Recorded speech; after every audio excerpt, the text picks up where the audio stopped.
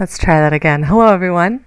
I hope you are all doing well. Those who are with us live tonight for Monday Movie Club, as well as those who will be watching in the future or throughout this program. Thank you so much for joining us on this Monday evening. I hope you all had a wonderful Easter. Happy Easter. He is risen. I hope it was a wonderful time with your loved ones, your families, your friends, however you were able to celebrate with one another this weekend. I know with the social distancing, it wasn't always possible for us to all get together and have big family meals, but I know for myself, my family got together via a Skype call, kind of a three-way Skype call and things. So it was really great to kind of just be all in the same room virtually together. And so I hope it was a great Easter for all of you. Welcome to Monday Movie Club, our second live stream to talk about the Chronicles of Narnia, The Lion, the Witch, and the Wardrobe. I hope you really enjoyed watching this movie this week. I thought fitting for Holy Week, looking into an adaptation of C.S. Lewis's epic novel and series, looking at the deeper meanings behind those things. And so I hope it started and had a wonderful conversation around the room. So thank you so much for coming in today. Today's going to be a little bit different. I have a few kind of more open-ended questions for those who are in the live chat. I know there's a couple people there, but feel free to have these discussions with yourselves at home watching, whenever you're watching this, either tonight or later on this week, just to talk a bit further about the different themes within the movie and things along those lines. Let me just switch over to our PowerPoint section here and actually get on the right screen. So just again, reminder, the guidelines to share about Monday Movie Club, use that hashtag whenever you can. I'm labeling all of our live streams with that hashtag. So if you're on YouTube and you're looking for all the different videos relating to the movie club, just look for hashtag Monday Movie Club. Participate. So watch the movies, take part in the different discussion questions, as well as be involved in live streams if you are able, and as well as be kind and loving to one another during live stream. And that's, again, we're going to be recording, so those who are with us live, it will be for not just for us, but for those who maybe aren't able to get together because they are doing other things celebrating the holiday season this weekend. And so I think we're just going to jump right into it. So looking at Narnia and what it is all about, there is quite the realm of fantasy that is created. And so my first question to kind of start us off is, for those in the chat, if you could create an alternative world in the back of your closet, in the back of your wardrobe, what would it look like? I think it's such a detailed area that C.S. Lewis is able to put together in such a small space. My first thoughts are probably not winter themed. I'm more of a summer person, so I'm thinking maybe tropical island in the back of my closet. But with the weather warming up, maybe not so much. But if you could create an alternative world in your closet, what would it look like?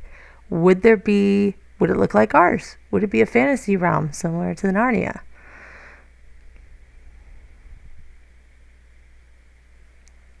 Sandy beaches, palm trees. Yeah, that's kind of what I'm thinking about when I think of my own kind of paradise of escape right now. Weather, again, is warming up, so it's not as cold as it could be, but I know I'm just waiting for that dreaded April snowstorm that we usually get. Deerfield, I love that idea. Giant pillow fort.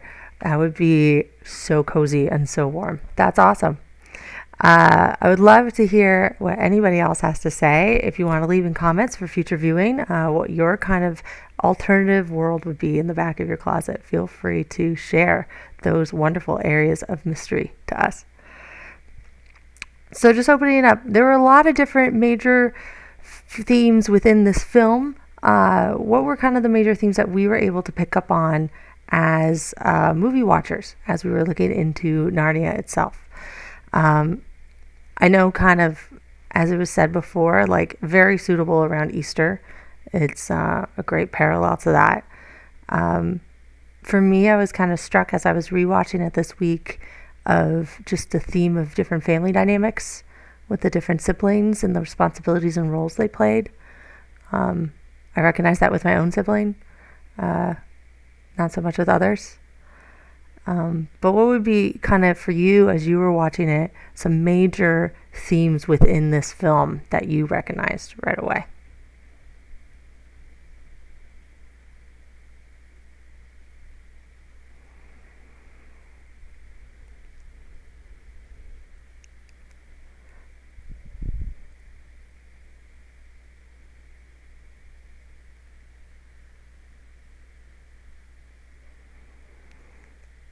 Yep, there's a huge theme, just looking at the chat, huge theme about redemption in regards to just the overall story plot, especially if we look at Edmund in particular and just his, um, just through his various different things along those lines.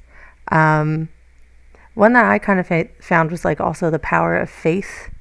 It was only when children and people were able to believe were they able to enter.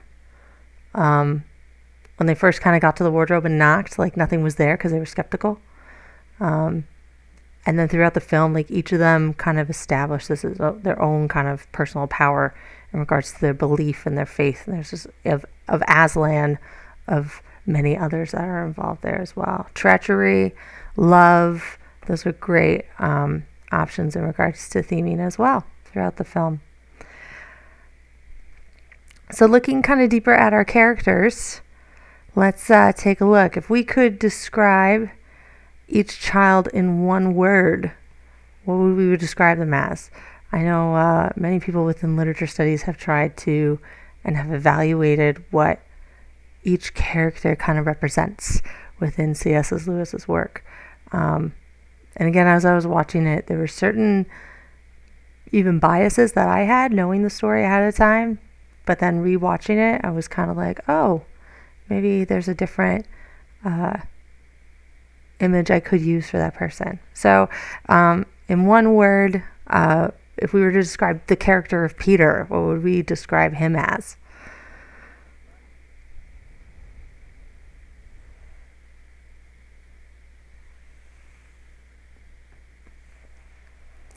Yeah, or even, so I'm looking, Peter as bossy. I think for me, what stood out for me was this idea of what leadership really looks like in regards to that. Like I looked at him as like a struggling young leader. I know like at the end, they're all given titles as well. And he's called Magnificent, but I don't know if I'd label Peter as magnificent throughout the film. Susan, skeptic. Yeah, I totally, would relate that way. Nerd. I love that. She is a bit nerdy. I also found Susan, as I was rewatching it, like protective. Like she wanted to protect the others from each other, from one another, from outside elements. So that was kind of the word I found. For Edmund, I see bully, I see traitor. Yeah, I was kind of like, my first thoughts were like stubborn. But then like throughout the film, I was just like, he's also loyal in a way and very passionate as a character. Though his passions are first very selfish and all for his benefit and his desires. But later, like the loyalty to his family, the loyalty to the queen when he first meets her, things along those lines. And so, yeah, it was interesting to kind of view Edmund in a different light, or be challenged to try to view him in a different light. And Lucy, child, naive. I was just also thinking, like, my word was like kindness. It's just like she's just so kind when she first meets Mr. Tumnus, when she sees the stone pillars near the end. There's just this kindness to her that she just wants everyone to be okay and everything to be all right. And so for me, that was kind of the thing. Deerfield, you're eating Turkish Delight. I hope so. That reminds me, what was the snack that everybody had? Please feel free to comment in the comments below. What was your snack? I have my snack here. I made Easter cupcakes. I don't know if you can see that. So I have confetti cupcakes and then just a basic vanilla frosting. So when I was watching the film, I had one of these as a treat, and I'm treating myself to one after the live stream. So that was the one I had. Popcorn was a great one. Things along those lines. So yeah, it's kind of interesting. So at the end of the movie, when they're all crowned, I noticed that they were given these titles. And so it was Peter the Magnificent, Susan the Gentle, Edmund, and I put Edward on my slide, and I don't know why I did that. Edmund, Just, and Lucy Valiant. And I kind of was like, I don't know if I'd describe them that way throughout the whole entire film. I guess they showed moments of that, but not quite what I would say. So awesome, yeah, to kind of dig deeper into those things. Gummy bears. Gummy bears is a good one. So looking at Edmund when he makes that choice of giving up his family and trying to lead them to the queen, what do we think drove Edmund to choose to give up his family to, and I put in brackets, the queen, because she's not really, but he believed she was. Because if I was in the same picture, like in hindsight, as you're watching it, it's just like, why would he make that choice? And so, why would he? What drives Edmund to choose to give up his family? Maybe not able to bring them exactly to her, but be able to, like, even just lead them into this, like, I got them halfway, period.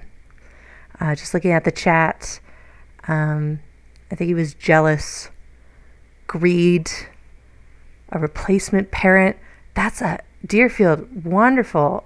I didn't even consider that. You know, these kids coming out of the war, away from their mother, away from their father, and here's this adult woman who is giving him what he wants. Yeah, a replacement parent. I hadn't even thought about that. Well done. Great insight. Jealous of Peter. It's kind of an interesting thought that there was kind of this instant loyalty with her. And I don't know. A little part of me was like, is temptation enough to drive us to do things we wouldn't necessarily do, or in hindsight go, that was a bad decision? And I guess, yeah, I think even if I look at myself, there were moments in my life that I could see myself tempted to do one thing and therefore lead me to a bad decision. I don't know if I go that bad, but I can understand that. I think the jealousy thing, the desire to want to be a leader, that's huge. Things like that. I think there's this, for me too, I was like this feeling of kind of like alienation or isolation. Like he was joking around and acting out and everybody was on his case. And so it's just like, here's this person who just accepts me for where I am, right? And gives me what I want. And it's great. And so I felt like it was a bit of that as well. But yeah, well done. Great insights, team. And everyone at home watching in the future, like, what are some insights that we might have missed? Feel free to comment below anything that you can think of. What are the lessons we can learn? Oh, skipping ahead. What are the lessons we can learn from The Lion, the Witch, and the Wardrobe? When we view this movie as a whole, or even the individual journeys of its characters, what's maybe a lesson you learned or were challenged to think about as you were rewatching it? And maybe there's something you want to share with us, something that really struck you, and want to reveal to us in this moment as well, and those who are watching.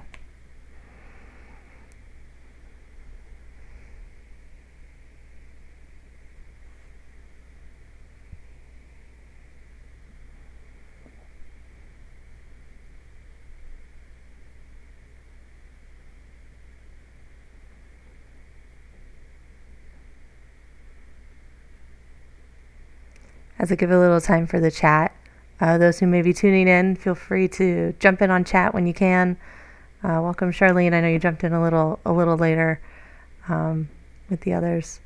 But feel free, if you're watching this in the future and not able to participate in live chat, please participate by commenting in the comment section below. I'd be more than happy to respond to comments and kind of continue the conversation past even just this live stream. Would be super cool. So lessons we can learn, lessons in forgiveness, lessons in kindness. The mice, that's an interesting piece to think about. The mice who just saw a struggling person. And so, yeah.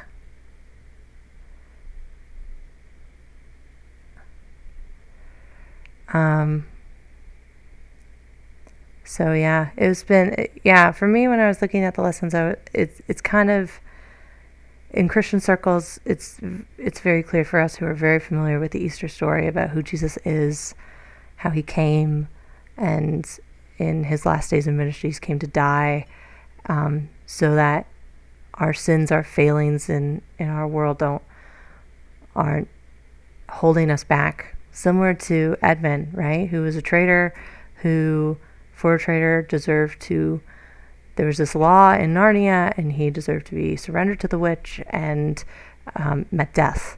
And Aslan stepped in. And we as Christians see that parallel of Jesus who steps in our place when our sin is what holds us back. But then ultimately death can't hold because he was sinless and he's God.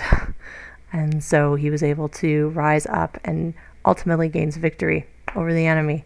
And so we see that image. And so like a lesson I learned was like the true cost. I'm always struck by the true cost of the ransom, and what it really means for people.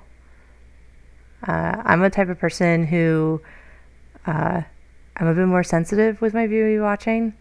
I usually don't watch anything above a PG-13 movie. I'm a more sensitive soul.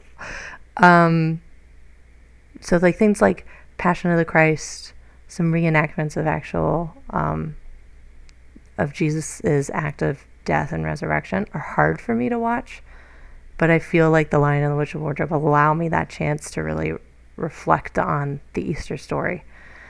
And so kind of part as my final thought here, I want to leave us with this verse from 1 Peter. And the verse says this: "For you know that God paid a ransom to save you from the empty life you inherited from your ancestors. And it was not paid with mere gold or silver, which lose their value. It was the precious blood of Christ, the sinless, spotless Lamb of God. God chose him as your ransom long before the world began. But now, in these last days, he has been revealed for your sake." And I think during this Easter season, it's important for us to remember, to have courage to remind ourselves that this is what is true, is that we aren't people like Edmund at the beginning of the story, stuck in fear, trapped in a relationship with sin, trapped in a relationship with evil, but we are ultimately paid and made free. The enemy, similar to what Aslan said, that the witch no longer has a hold on Edmund, death no longer has a hold on us because of what Jesus was able to do. And it is through that faith that we're able to have that. So that was kind of my biblical reflection in regards of this thing. I'd love to hear any kind of insights, just opening it up to the chat. As you looked at various different the questions that you went through, or even as you worked through it, what was maybe a really impactful moment within the movie for you? What was kind of a moment that not necessarily had a good line, but like something that really struck you and stuck with you as an image? It'd be interesting to see what that would be for everybody.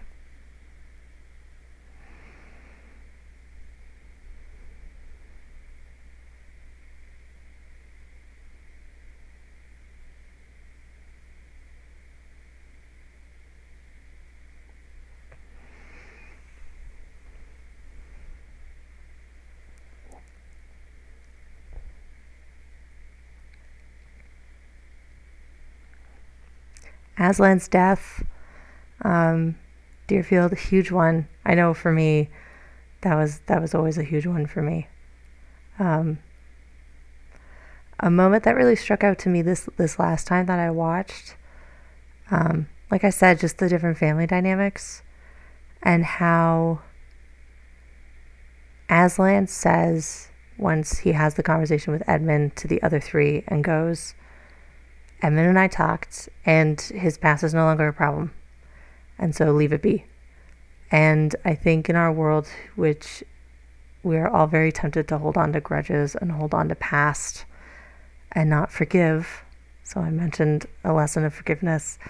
It just really struck me that, yeah, the act is in the past and we are to live in the present and hope for the future. And so that was kind of a moment in the movie that kind of stood out to me a lot as I rewatched it this time.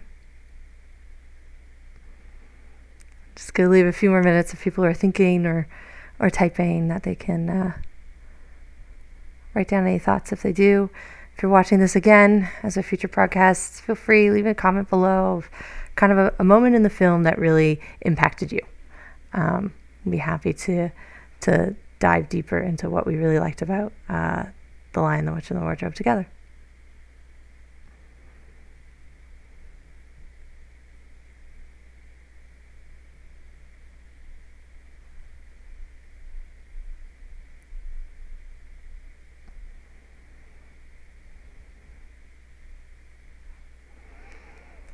Well, I won't put any more pressure on our live chat people. Thank you so much for the community who are in the live chat tonight, just by fully participating in tonight's live stream. I don't want to keep you any longer than the half hour, and so I'm going to just wrap this up by letting us know it's been great having everybody participate in these live streams, following the hashtag, watching in previous and past, and just having a good time getting together with family. And so I figured, since a lot of different streaming services are allowing kind of pre-reveals, I know this past weekend Trolls was supposed to be in theaters, but they released on home review. Let's try to watch something a little bit more recent than 4 years ago. And so this week's movie is going to be Onward, which was released earlier this year. Or late last year. I think it was earlier this year. Oh, I think it's 2020. So Onward, a story of brothers in a fantasy world where there are elves and dwarves and manticores and dragons, and they go on this journey to seek something together, and they learn a lot about each other.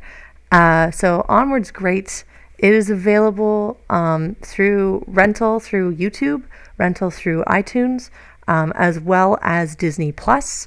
I also believe it is available through renting on Google Play, but unfortunately those are the 4 main streaming services because it's such a recent release. So feel free to tap into any of those things. I know some of the rental services, because we're all kind of cooped up. Oh, it's also available to rent at Cineplex.com. Our Cineplex stores are allowing things to be rented at home. And so a lot of these movies that I suggest are making sure is available to rent through there.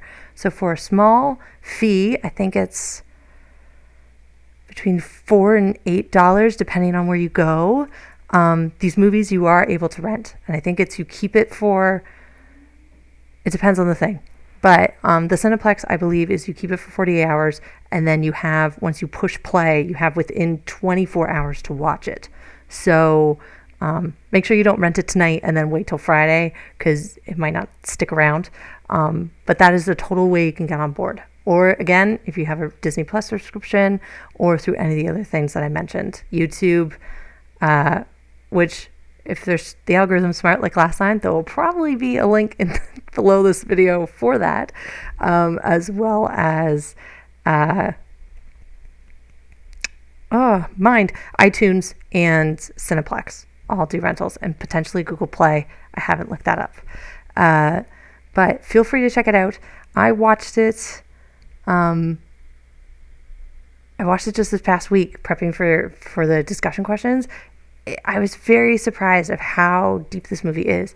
And if you have seen it, feel free to watch it again, even if you just recently watched it, and try to pick out these questions that I put out. I will put the questions in the comments below this video, so that way they're all together, as well as post them on my social medias using the hashtag Monday Movie Club in Instagram on Facebook. Thank you so much again, everybody, for watching tonight. I look forward to seeing you next Monday, April 20th at 7:30 to talk about Onward. Enjoy your evenings, enjoy your weeks, and I look forward to seeing you all very soon. In the comments below, feel free. I like to leave something for all of us to talk about. In the comments below, maybe there's a movie that you've recently watched that you want to suggest for us to watch, a G or PG movie. Feel free in the comments below to suggest something. I'm always looking for suggestions. And feel free, if it's your favorite movie or a guilty pleasure movie, whatever it may be, feel free to leave it in the comments below. And I'll take a look, and it might be added to our roster. There you go. There's the word. Thank you so much, everyone. Have a safe and blessed holiday and week ahead. Stay connected, and we'll see you next Monday.